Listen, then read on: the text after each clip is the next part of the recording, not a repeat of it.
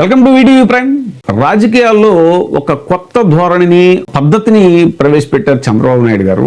రాజకీయాలు అనేటువంటి చాలా ట్రాన్స్పరెంట్ గా ఒక సిద్ధాంతం, ఒక భావజాలం, వాటి ఆధారంగా ఒక పార్టీలో చేరటం అనేటువంటిది ఉండేది. ఇప్పుడు చాలా కాలం కాంగ్రెస్ పార్టీ ఉండేది. ఆ కాంగ్రెస్ పార్టీ భావజాలాన్ని వ్యతిరేకించి, వాళ్ళ యొక్క పద్ధతులను వ్యతిరేకించి తెలుగుదేశం పార్టీ పుట్టడం అనేటువంటిది జరిగింది. సో తెలుగుదేశం పార్టీ సిద్ధాంతాలు, ఎన్టీ రామారావు గారు ప్రజల్ని మోటివేట్ చేసి కాంగ్రెస్ వాళ్ళు ఇలాగా తెలుగువాడి ఆత్మగౌరవం నినాదం తోటి ఆయన పార్టీ పెట్టి ఇది చేస్తే, తర్వాత ఆ పార్టీని తన కైవసం చేసుకున్నటువంటి, లాక్కున్నటువంటి చంద్రబాబు నాయుడు గారు ఎలాంటి రాజకీయ ధోరణిలో అవలంబించారు అనేటువంటిది మనకు తెలుసు. కేవలం పదవిలోకి రావడమే, అధికారాన్ని కైవసం చేసుకోవటమే రాజకీయం అనేలాగా మార్చినటువంటి వ్యక్తి చంద్రబాబు నాయుడు గారు. ఎందుకనంటే ఆయన ఫస్ట్ టైం చాలా ఎక్స్పెరిమెంట్స్ చేశారు. ఓన్లీ ఫర్ ద పవర్ అని, ఓట్లు చేర్చడానికి ఒక పార్టీని సృష్టించడం, జనసేన అనేటువంటి దాన్ని తీసుకొచ్చి ఫస్ట్ వాళ్ళని అసలు పోటీయే చేయనివ్వకుండా, సరే పవన్ కళ్యాణ్ గారు ఆయనే చెప్తారు, నేను పదవులు ఆశించి రాలేదు, అది ఇది ప్రశ్నించడానికి పార్టీ పెట్టానని ఇదేం చెప్తారు. కాబట్టి చాలా తెలివిగా ఏంటంటే జనసేన పార్టీని అడ్డు పెట్టుకుని, అటు బీజేపీని అడ్డు పెట్టుకుని మళ్ళీ 2014లో అధికారంలోకి వచ్చారు.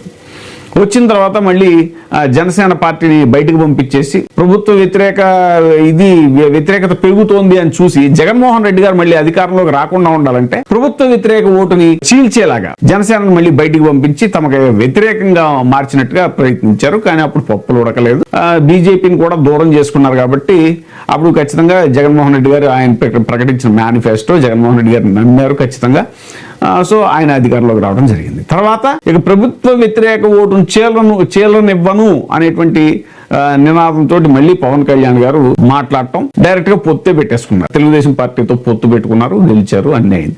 ఇప్పుడు ఈ ఈక్వేషన్స్ ఎంత గొప్పగా ఉంటాయనంటే చంద్రబాబు నాయుడు గారు 2019లో అధికారం కోల్పోగానే తమ పార్టీకి అత్యంత విధేయులైనటువంటి వారిని కూడా బీజేపీలోకి పంపించేయడం జరిగింది. ఎవరు అనేటువంటిది మనకు తెలుసు. సీఎం రమేష్ గారు ఇలాంటి వాళ్ళంతా కూడా అసలు మొత్తం రాజ్యసభ ఎంపీలందరినీ బీజేపీలోకి పంపించేశారు. సో అంత కన్వీనియంట్ పాలిటిక్స్ చేయడంలో చంద్రబాబు నాయుడు గారు నిష్ణాతులు అనేటువంటి విషయం మనకు తెలుసు. కామినేని శ్రీనివాసరావు గారు ఆయన కూడా అంతే. ఆయన కరడుగట్టిన తెలుగుదేశం వాది. అయినా సరే సిద్ధాంతాలు లేవు, ఏమీ లేదు, ఒక భావజాలం లేదు, ఏం లేదు. చాలా కన్వీనియంట్ గా ఆయన్ని కూడా బీజేపీలో పంపించేశారు. సరే వాళ్ళంతా బీజేపీలో ఉండి కూడా చాలా చక్కగా తెలుగుదేశానికి అనుకూలంగా ఎలా మాట్లాడతారో మనకు తెలుసు. ఈ అరవ శ్రీధర్ ఎవరైతే ఆరోపణలు ఎదుర్కొంటున్న వ్యక్తి ఉన్నారో ఆయన కూడా అసలు వాస్తవానికి టీడీపీకి అత్యంత అభిమానట రైల్వే కోడూరులో. కానీ లాస్ట్ మినిట్ లో ఏంటి అని అంటే ఈ జనసేన అక్కడ బలిజ ఓట్లు ఎక్కువ ఉన్నాయి కాబట్టి జనసేనలోకి పంపించి చంద్రబాబు నాయుడు గారు చాలా మందిని అలాగే టీడీపీ నుంచి జనసేనలోకి పంపించి వాళ్ళని గెలిపించారు. ఎందుకనంటే ఈయన మన ప్రభుత్వ వ్యతిరేక ఓటును చీలనివ్వను అనే నినాదం తప్ప ఈయన పార్టీకి ఓ సిద్ధాంతమో లేకపోతే ఈయన పార్టీకి ఆయన తయారు చేసుకున్నటువంటి ప్రజాప్రతినిధులు ఎవరు లేరు. అసలు ఇప్పటిదాకా దానికి ఆ పార్టీకి ఒక స్ట్రక్చర్ లేదు. అదేమన్నా అంటే కాంగ్రెస్ వైసీపీ అయిపోయినట్టు అంటే కాంగ్రెస్ వైసీపీ ఎలా అయిపోతుంది? కాంగ్రెస్ ని వ్యతిరేకించి కదా జగన్మోహన్ రెడ్డి గారు బయటకు వచ్చి పార్టీ పెట్టి ఆయన తమదైన సొంత సైన్యాన్ని తయారు చేసుకున్నాడు. ఆయన కొంతమంది ఉంటే ఉండొచ్చు, అది భావజాలం నచ్చి వచ్చారు వాళ్ళు. అలా కూడా ఓ ప్రయత్నం చేయలేదు కదా. ఎలక్షన్ ముందు చాలా కన్వీనియంట్ గా ఎలక్షన్లకు 3 రోజుల ముందో, నామినేషన్ వేయడానికి 3 రోజుల ముందో అలాగా ఆ పార్టీలోంచి ఈ పార్టీలోంచి వచ్చిన వాళ్ళని తీసుకుని నేను 100% స్ట్రైక్ రేట్ సంపాదించేశాను అని చెప్పుకోవటం, ఇవన్నీ కూడా ఈ కన్వీనియంట్ పాలిటిక్స్ తప్ప ట్రాన్స్పరెంట్ పారదర్శకమైనటువంటి రాజకీయం చేస్తున్నటువంటి ధోరణి ఎక్కడ కనిపించట్లేదు అటు చంద్రబాబు నాయుడు గారు కూడా. సో ఇప్పుడు ఆయన ఏంటంటే పవన్ కళ్యాణ్ గారు చాలా కన్వీనియంట్ గా తెలుగుదేశంతో ట్రావెల్ అవ్వటం ఒక్కటే తన ధ్యేయం, తనదైన సొంత అస్తిత్వాన్ని ఆయన కోరుకోవట్లేదు అనేటువంటి స్పష్టంగా తెలిసిపోతుంది.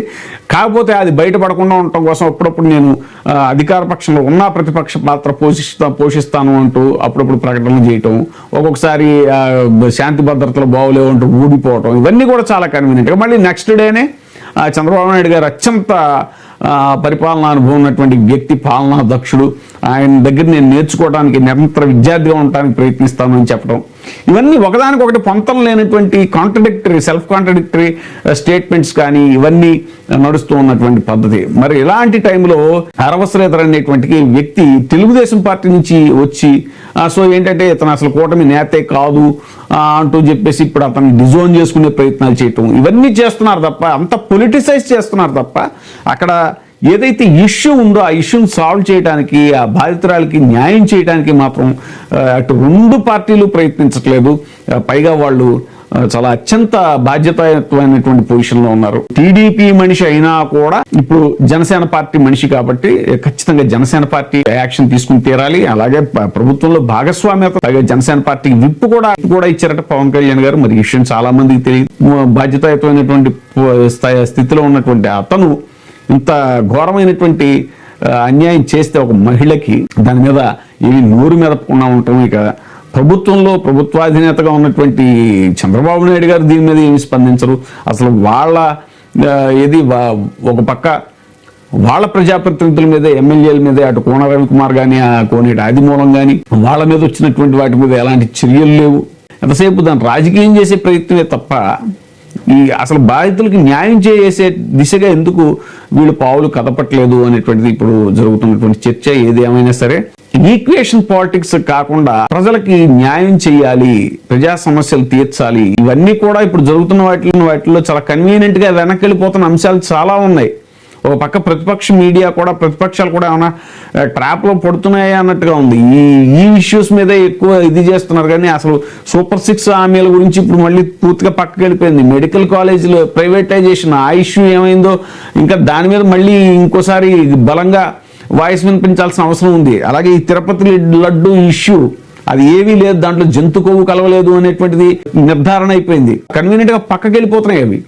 ఇవన్నీ అనవసరమైనటువంటి విషయాల మీద ఎక్కువ కాలయాపన జరుగుతోంది తప్ప ఈ మెయిన్ ప్రజా సమస్యలు ఏవైతే ఉన్నాయో వాటి మీద ఇప్పుడు ప్రతిపక్షాలు కూడా అధికార పక్షం యొక్క ట్రాప్ లో పడకుండా చాలా బలంగా ముందు వాటి మీద ప్రజాక్షేత్రంలో మళ్ళీ పోరాడాల్సిన అవసరం ఉంది. ఏదేమైనా సరే ప్రభుత్వము, అలాగే ప్రభుత్వంలో భాగస్వామి అయినటువంటి జనసేన పార్టీ కూడా చాలా బాధ్యతాయుతంగా ఇలాంటి విషయాలు జరిగినప్పుడు బాధితులకు అండగా నిలవాల్సిన అవసరం ఉంది. ఆ సుగాలి ప్రీతి అన్నారు, సుగాలి ప్రీతి కేసు విషయంలో ఒక్క అడుగు కూడా మళ్ళీ ముందు పడలేదు.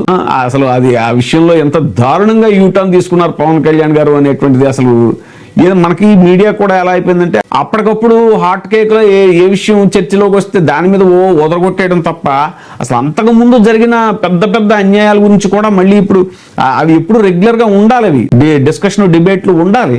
కానీ అదేం ఉండదు. మనకి ఎప్పుడు ఫ్రెష్ గా ఏదొస్తే దాని మీద మాట్లాడటం, 4-5 రోజులు వదలగొట్టేయటం, మళ్ళీ సైలెంట్ అయిపోవడం తప్ప సుగాలి ప్రీతి కేసు విషయం ఏమైంది ఆ విషయం కూడా ఇప్పుడు మళ్ళీ పవన్ కళ్యాణ్ గారిని నిలదీయాల్సిన అవసరం ఉంది. ప్రతిరోజు దాని గురించి మాట్లాడాలి. ఎందుకనంటే ఎలక్షన్ల ముందు ఆయన చేసినటువంటి వాగ్దానాలు, చెప్పిన స్టేట్మెంట్లు అంతా ఎంత కాదు. మహిళా లోకానికి ఆయన వస్తేనే మహిళా లోకాన్ని ఉద్ధరించడానికి పుట్టినటువంటి నాయకుడు ఆయన, లోకోద్ధారకుడు అన్నట్టుగా అంతటి అద్భుతమైనటువంటి ప్రసంగాలు చేశారు. మరి ఆయన నమ్మి ఓట్లేసి అధికారాన్ని అప్పగిస్తే మరి ఈ రోజున అటు సుగాలి ప్రీతి విషయంలో కానీ, ఇప్పుడు మొన్న కిరణ్ రాయల విషయంలో కానీ అది ఏమైందో తెలియదు. ఆ అమ్మాయిని మరి ఎలా నోరు మోయించేశారో, ఆ కిరణ్ రాయల విషయంలో ఆ బాధితురాలు నోరు ఎలా మోయించేశారో తెలియదు. అతను ఇప్పుడు వచ్చేసి మళ్ళీ చాలా కడిగిన ముచ్చంలా బయటకు వచ్చేసాను అన్నట్టు అతను మళ్ళీ గలగలా మాట్లాడేస్తున్నాడు మీడియాలో కూర్చుని. ఇప్పుడు ఇతను ఈ 60 శ్రీధర్ విషయంలో మరి ఈ బాధితురాలకి ఎలాంటి న్యాయం చేస్తారు? ఏదో మొక్కుబడిగా కమిటీ వేసామన్నారు, ఆ కమిటీ ఏం రిపోర్ట్ ఇస్తుంది ఏంటి? అసలు సస్పెండ్ చేయాలి కదా ముందు, ప్రజాప్రతినిధిగా అతన్ని విచారణకి ఆదేశించాలి కదా, సిట్ విచారణకి ఆదేశించాలి కదా. ఏదో 4 రోజులు పార్టీగా దూరంగా ఉండమని మొక్కుబడిగా ఒక కమిటీ ఏదో వేశానని చెప్పడం, క్రమశిక్షణ కమిటీ అంటారు. వాళ్ళు ఏం చెప్తారు? పార్టీకి అనుకూలంగానే చెప్తారు. సో ఇలాంటి వాటన్నిటికీ తెరదించాల్సిన అవసరం ఉంది. ట్రాన్స్పరెన్సీ అనేటువంటిది ఉండాల్సిన అవసరం ఉంది. ఎందుకంటే ఆ ప్రజలకి మీరు చాలా రకాలుగా హామీలు ఇచ్చి భరోసా ఇచ్చి అధికారంలోకి వచ్చారు కాబట్టి వాటికి పదే పవన్ కళ్యాణ్ గారు అనేవారు జవాబుదారీతనం అని.